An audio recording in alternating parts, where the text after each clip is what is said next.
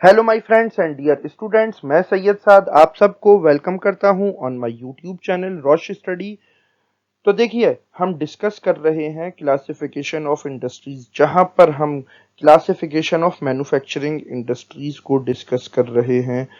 तो previous lecture में हमने डिस्कस किया था classification of manufacturing industry on the basis of agriculture. Now इस लेक्चर में हम डिस्कस करने वाले हैं मिनरल बेस्ड इंडस्ट्री। तो इस लेक्चर से आपको आपके सीबीएसई एग्जाम, एएमयू, जामिया के कॉम्पिटिटिव एग्जाम्स के लिए काफ़ी हेल्प मिलेगी। तो इस लेक्चर में हमारे साथ बने रहें, और ये लेक्चर अगर आपको अच्छा लगे तो इस वीडियो को लाइक करें, शेयर करें, कमेंट करें, और इसी तरह के इंफॉर्मेटिव कंटेंट के लिए हमारे चैनल को सब्सक्राइब करें। बट लेक्चर स्टार्ट करने से पहले हमेशा की तरह एक क्वेश्चन, और आपका सवाल है कि जब कभी भी हम कोई भी iron and steel plant setup करते हैं, तो इन इन चारों फैक्टर में से कौन सा फैक्टर सबसे कम जरूरी है या नेसेसरी नहीं है। कमेंट सेक्शन आपका है, इसका राइट आंसर वहां पर लिखें। हमेशा की तरह इसका सही आंसर मैं आपको बताऊंगा इस लेक्चर के लास्ट में। तो चलिए हम स्टार्ट करते हैं आज का अपना topic. So stay with us because there is a lot to know, a lot to discuss. So let's start. जब हम बात करते हैं क्लासिफिकेशन ऑफ इंडस्ट्रीज की मिनरल की बेसिस पर, तो हमें यहाँ पर मोटा मोटी तौर पर दो टाइप की इंडस्ट्रीज दिखाई देती हैं। एक तो आयरन एंड स्टील इंडस्ट्री है, और दूसरी एल्युमिनियम इंडस्ट्री। तो पहली industry iron and steel industry, इसकी क्या इंपॉर्टेंस है, इसके बारे में हम यहाँ पर जानेंगे। जैसा कि मैं प्रीवियस लेक्चर में बता चुका हूँ, जैसा कि मैं अपने प्रीवियस लेक्चर्स में बता चुका हूँ, आयरन एंड स्टील इंडस्ट्री ये कौन सी इंडस्ट्री है? ये है basic industry. Because iron and steel ये अपने आप में कच्चा माल होता है, रॉ मटेरियल होता है, और इसको यूज करके और इंडस्ट्रीज फिनिश्ड प्रोडक्ट्स बनाती हैं, जो कि बिलोंग करता है हैवी इंडस्ट्रीज को, मीडियम इंडस्ट्रीज को, और लाइट इंडस्ट्रीज को। ये उनकी मशीनरी के ऊपर डिपेंड करता है। अच्छा, इंडिया जो है ये सेकंड लार्जेस्ट प्रोड्यूसर है स्टील का आफ्टर चाइना। और वैसे ये एक कमाल की बात है कि हम बहुत सारी चीज़ों में चाइना से पीछे हैं। बट मैं ये मानता हूँ कि हमारे अंदर काफ़ी पोटेंशियल है। अगर हम चाहें तो हम चाइना को बीट कर सकते हैं, बट उसके लिए चाहिए बहुत ही बड़ी प्लानिंग और बहुत ही फोकस्ड वे में हमें काम करना होगा, हमारे यूथ को काम करना होगा। तो देखिए, इंडिया में जो आयरन एंड स्टील है, इसकी प्रोडक्शन को जो कंट्रोल करता है वो करता है सेल, यानी कि steel authority of India limited. SAIL जो है ये बिलोंग करती है टू द पब्लिक सेक्टर। और जो छोटा नागपुर प्लेटू रीजन है, वहां पर हमें maximum number of iron ore के डिपॉजिट्स मिलते हैं। और मैं आपको ये बताता चलूं कि जो स्टील है ये बेसिकली कोई मिनरल नहीं होता है, ये एक अलॉय होता है जो कि फॉर्म होता है by the combination of iron and carbon. Then ये जो छोटा नागपुर रीजन है, ये जो रीजन है, यहाँ पर एक तो हमें एडवांटेज है लो कॉस्ट आयरन ओर का। यहाँ पर हमें कैसा आयरन ओर मिल जाता है? Low cost, high grade raw material in proximity, cheap labour, and vast growth potential in the home market. ये इसके कुछ बहुत ही यहाँ पर एडवांटेजेस हैं। सो देन जो इंडिया है ये एक इम्पोर्टेंट प्रोड्यूसर है ऑफ स्टील। और इंडिया, जैसे कि मैंने आपको कहा कि हमारे अंदर पोटेंशियल बहुत है, बट उस पोटेंशियल का हम प्रॉपर यूज नहीं कर रहे हैं।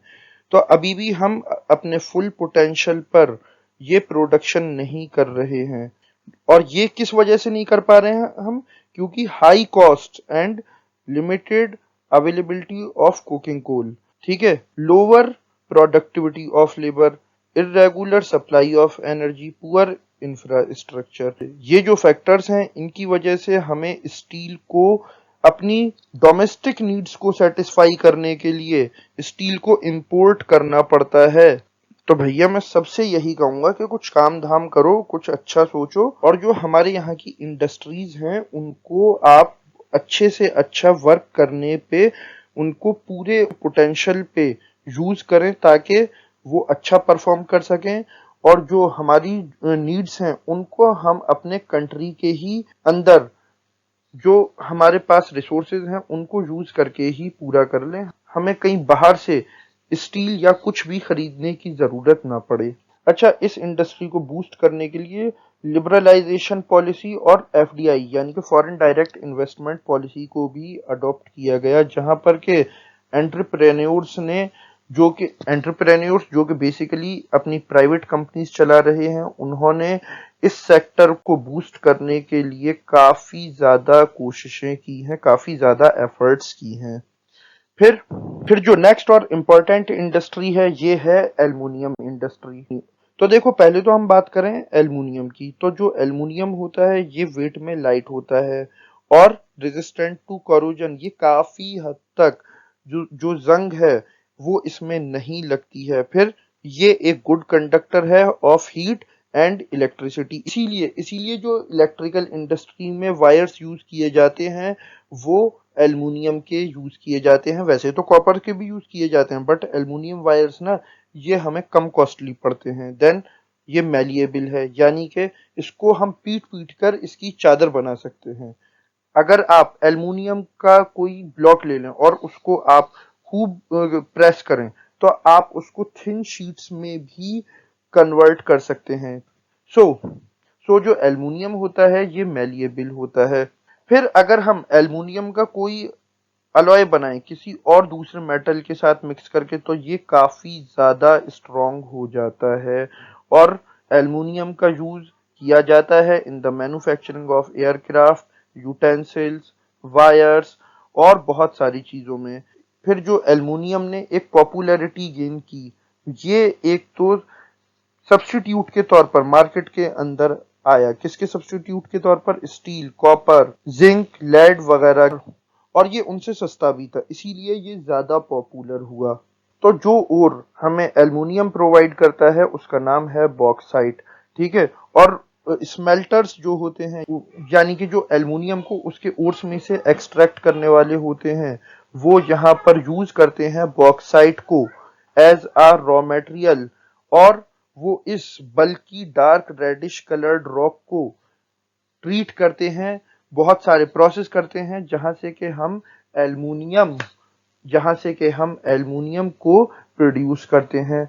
और इसके लिए बहुत सारे एल्युमिनियम प्लांट्स एस्टेब्लिश किए गए हैं in various states of India such as Orissa, West Bengal, Kerala, UP, Chhattisgarh, Maharashtra and Tamil Nadu. तो ये था whole analysis about the classification of industries on the basis of minerals.